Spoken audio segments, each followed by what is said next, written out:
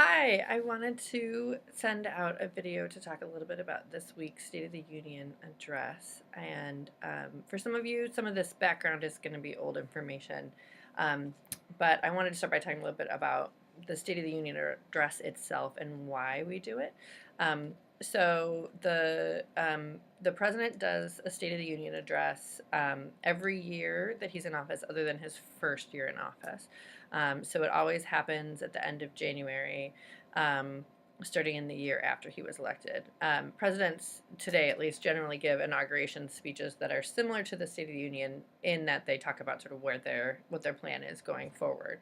Um, but this week, January 30th, was President Trump's first State of the Union address. And he gives that address to a joint session of Congress, which means it happens um, in the House of Representatives side of the building, but both members of Congress and senators are there. And if you see pictures of the State of the Union, you see that the room is totally packed. Every member of Congress and senator can bring a guest with them, and the president brings some guests as well. Usually he points them out during his speech. Um, so there's a lot of people in the room. And so even though I worked on Capitol Hill for the Senate for 10 years, I was never able to go to the State of the Union. But I have my friend Tom here. So this is the senator that I worked for. This is Senator Daschle.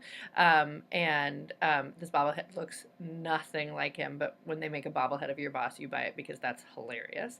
And he went to a whole bunch of State of the Union. So I have him here to help me out. And so the State of the Union address actually, let's talk about what it isn't. It's not policy. It isn't binding in any way. Nobody ever says to the president, well, you said in the State of the Union you were going to do this. During elections, maybe people can try to hold a president accountable for what is in the State of the Union, but there's no real accountability to it. It's generally seen as sort of a roadmap. This is what we're going to do in the next year. These are my priorities. In a year like this, where there's congressional elections at the end of the year, so every member of the House of Representatives will be on the ballot in November of this year, and a third of the Senate will be on the ballot this year. And so there's a lot of sort of a campaign message to the State of the Union as well.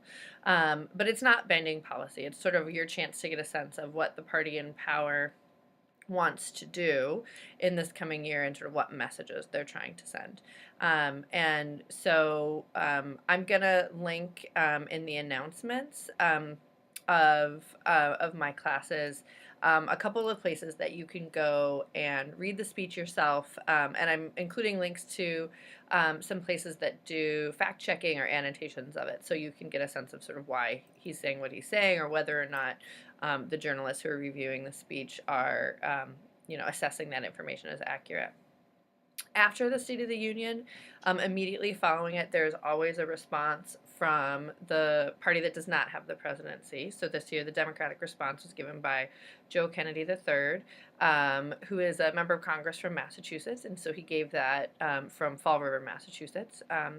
And the Democratic response, or the minority party's response, is their chance to say, well, that's what the president said, this is what we think. And one of the weird things about the State of the Union is it's all written out in advance, and so it's not secret. So the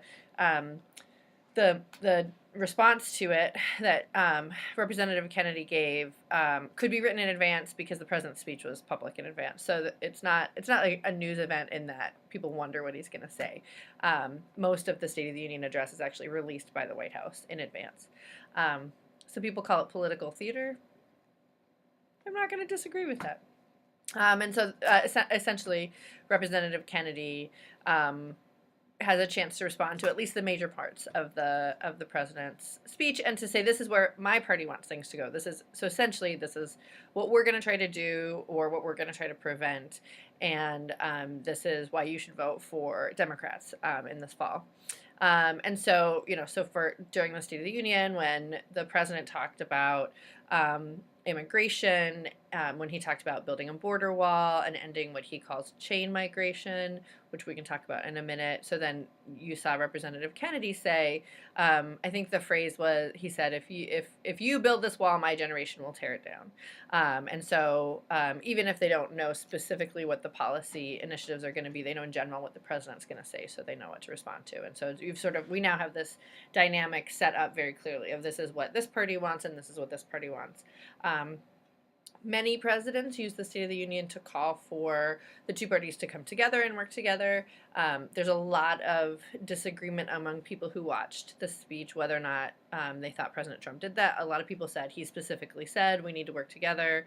Other people said, well, he said that, but then the things that he promoted were not he wasn't meeting in the middle. He was using language that suggested he didn't meet in the middle. So he talked about, for example, wanting immigration reform, but then he pointed out visitors in the gallery whose child had been killed by a gang member who President Trump says was an immigrant who was not here legally. So there's a lot of specific explicit messages that come across in the State of the Union, and then there's sort of some things that are more open to interpretation, and there are people who their life's work is analyzing State of the Union addresses to see what themes they find. Not me. And so the other speech that happened on Tuesday that I think is really important is that in addition to Representative Kennedy's response, there were several other responses by Democrats to the State of the Union address. So Representative Maxine Waters gave one on Wednesday on BET, Black Entertainment Television, that you can find. Bernie Sanders gave a speech because although he doesn't have a formal position as like leadership of the party, because he did so well in the primaries in 2016, he's definitely seen as a leader of the sort of the progressive part of the Democratic Party. But the one that I was the most excited about is Virginia delegate Elizabeth Guzman, who gave the Spanish language response and is a social worker. It's, to my knowledge, the first time a social worker has ever given an official response to the State of the Union.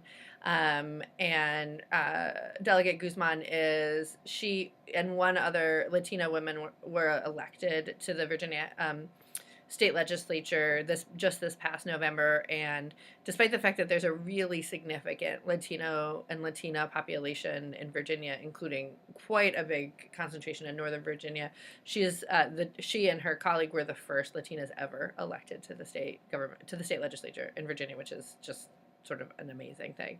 And so what I'm going to do in addition to this video is I'm going to send links through Blackboard that include links to the speeches and transcripts and some notations where people fact check them.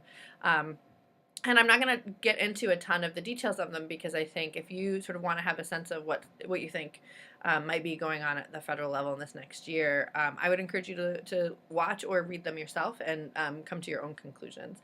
And see what you think. Let me know what you think of them and sort of what you think is happening going forward. So that is my brief overview of what the State of the Union is and what it matters or doesn't matter. So I hope you'll let me know if you have questions.